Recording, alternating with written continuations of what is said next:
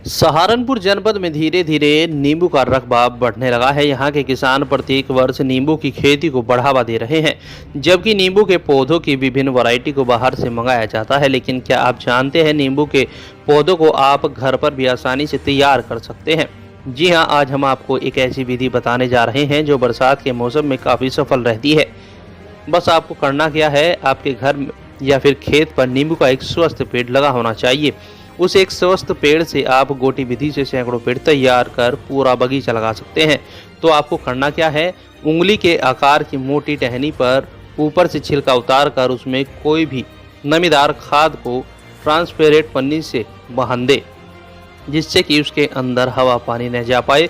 20 से 25 दिन के अंदर उसमें जड़ बनने लगेगी और जड़ बनने के बाद उस गोटी को थोड़ा नीचे से कटिंग कर किसी छोटे पॉली बैग में लगा दीजिए।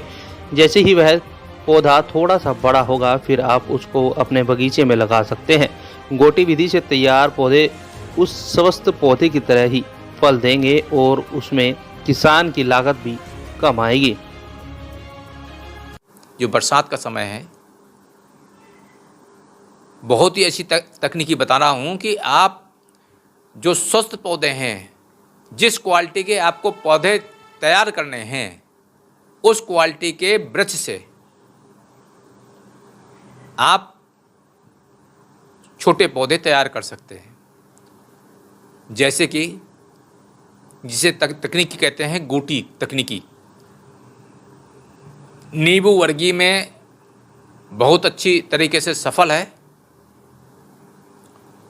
और बहुत ही अधिकतर बागों के जो वृक्षों में ये सफल है। इसमें करना क्या होता है कि लगभग ये जो उंगली होती है, उंगली की मोटाई का ये होना चाहिए आपकी टहनी, ब्रांचेस, और उसमें लगभग 1.5 इंच को लेते हुए ऊपर वाला जो छिलका होता है, जो फ्लोएम का पार्ट होता है, बहुत ही शार्प चक्कू से उसको छिलके को हटा देते हैं, छल्ला ऐसा बना देते हैं। और उसके बाद उसके ऊपर नमी युक्त चाहे समुद्र की शैवाल ले लें, जिसे ग्रीन एलगी कहते हैं, चाहे आप सड़ी गोबरी खाद ले लें, चाहे वर्मी कंपोस्ट ले लें, जिसमें कुछ नमी हो सकती है, और जो भी लें उसमें ना कोई कीड़ा होना चाहिए, ना कोई बीमारी होनी चाहिए। और लेने के बाद उसके ऊपर लपेट करके जो पन्नी होती है जिसमें ट्रांसपेरेंट दिखता है आर पार, उसको अच्छी तरीके से लपेट करके और बांध देते हैं दोनों हिस्से को। उसमें अंदर एयर नहीं जानी चाहिए, हवा का संचार नहीं होना चाहिए। तो इससे क्या फ़ायदा होगा? हवा न जाने से अंदर की जो नमी है, हमने उस गूटी में जड़ की वृद्धि के लिए लगाई है, वो सूखती नहीं है। और जो ट्रांसपेरेंट पन्नी होती है, जब उसमें लगभग 20 से 30 दिन के बीच में उसमें जड़ दिखने लगती हैं, तो जड़ का विकास भी उसमें दिखता है।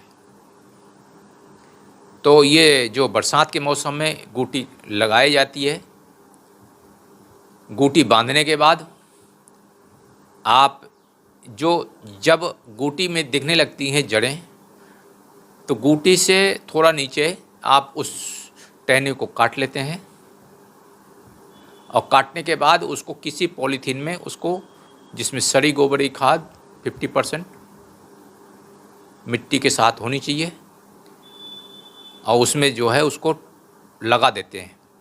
जब पौधा विकसित हो जाता है तो उसको फिर खेतों में लगाया जा सकता है।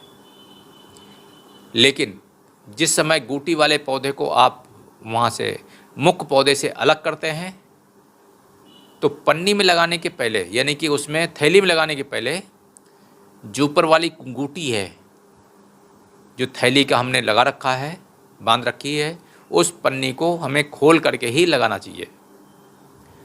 इस तरीके से देखा जाता है कि अगर जागरूक कृषक हैं, उनके पास मदर प्लांट के पौधे हैं अच्छी वैरायटी के, जिस तरीके के आपको पौधे चाहिए, या किसी दोस्त के यहाँ हैं, तो एक एक पौधे से कई पौधे, छोटे पौधे बनाए जा सकते हैं, और जिसकी क्वालिटी आप जैसा चाहेंगे वैसा होती है, जैसी उस क्वालिटी के पौधे होते हैं।